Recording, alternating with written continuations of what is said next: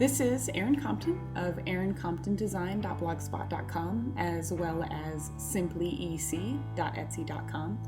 And I'm going to show you today how to make one long continuous bias strip like this.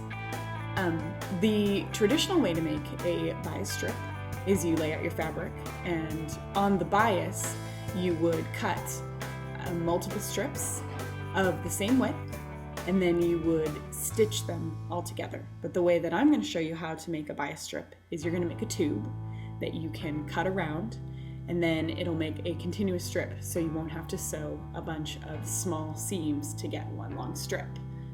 The first thing you're going to want to do is lay out your fabric, and you're going to cut out a square. If you need more bias, you cut out a bigger square. If you need less bias, you cut out a smaller square. I'm going to do 10 inches by 10 inches just for this demonstration because it's an easy number to work with. So I'm going to make sure that all my edges are clean, and I'm going to cut out a perfect square. And again, my measurements are 10 inches by 10 inches.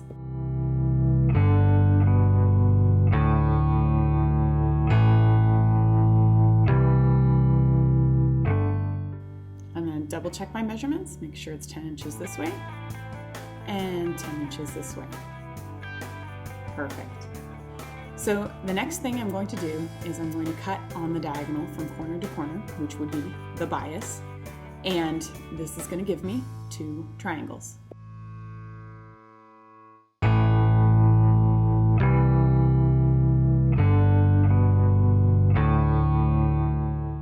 Now I have my 2 triangles, and I'm going to take this bottom triangle and put it on the top here. And then I'm going to flip them over right sides together so that these edges match up. And I'm going to pin along this edge and sew a 1/4 inch seam right along this edge. You can do a bigger seam or smaller seam. I just like a 1/4 inch because it works for me. So we're going to pin this together, and then I'm going to take it over to my machine and sew a 1/4 inch seam along here. Remember to remove your pins as you go along and to backstitch to make sure that your stitches lock so that your seam does not come unraveled.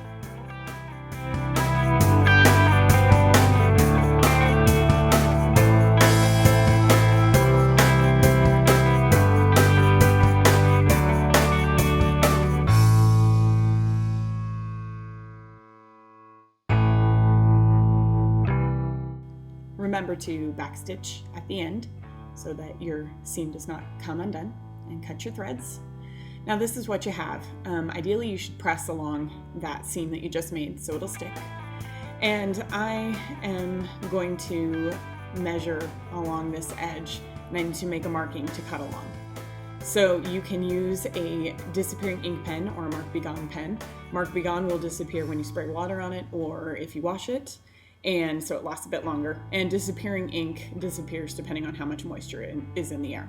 So I'm going to measure along this edge. I'm going to make 2 inch wide bias. You can make however wide you need, but I'm going to work with 2 inches here. So I measure 2 inches from the bias edge, that diagonal edge there of your triangle, and I'm going to make a marking right along here.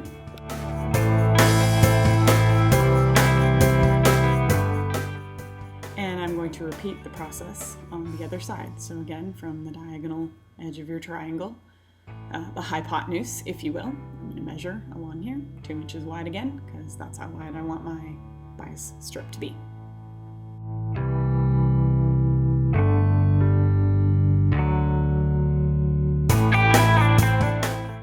Now comes the tricky part.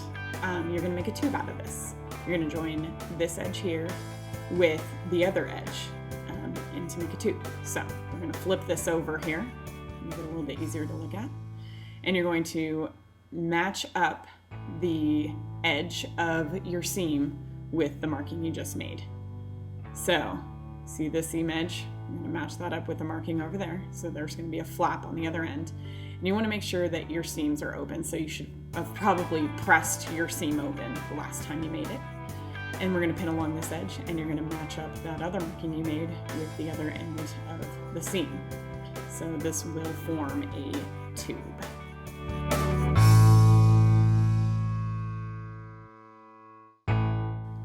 make sure that your seams are open again. So this will be a lot easier if you press your seams open, press your seams and then press them open like you normally would as a good sewer. So you're going to pin along that edge, right along here.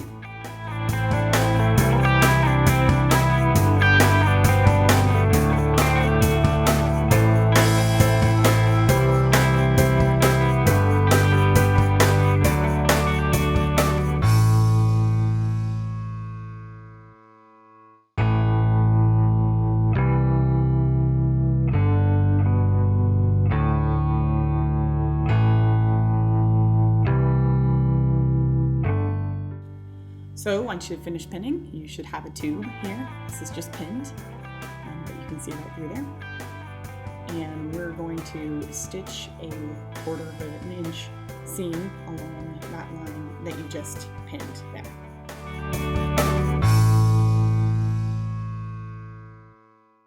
So as you're putting this on your machine, you have to be really careful when you're stitching this because it's such a twisty little tube.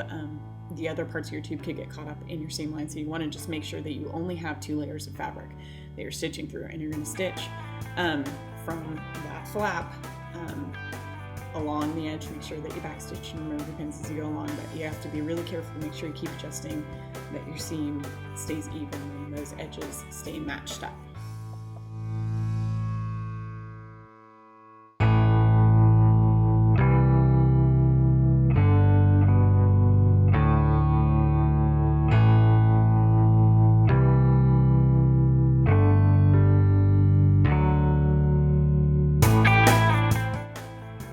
I almost got some caught up in here, so I'm going to adjust this and fix this before I finish off the seam to make sure that I have a tube and not some wonky thing at the end. So remember to backstitch at the end again, and you don't have to go all the way to the end of that little flap. You can just go to the end of your seam and backstitch and cut your threads here, and look at there. Now you have a tube. So you're going to want to press this and make sure that you press this seam open so that when you cut your strip, you don't have kind of weird flaps sitting around. So here's your tube. Ta-da! So I'm going to continue marking this out so that I have a definite line to cut along. This can get a little wonky, but just make sure that you stay 2 inches from the edge that you're cutting so it remains 2 inches wide, or however wide you want your bias to be. So you take your scissors and you cut along this marking that you just made. So you continue cutting around the strip, and it will turn from a loop into one continuous strip of bias, and that is how you make a continuous strip of bias. I ironed down the edges of this one 1/2 inch on either side, and this is what it ended up looking like.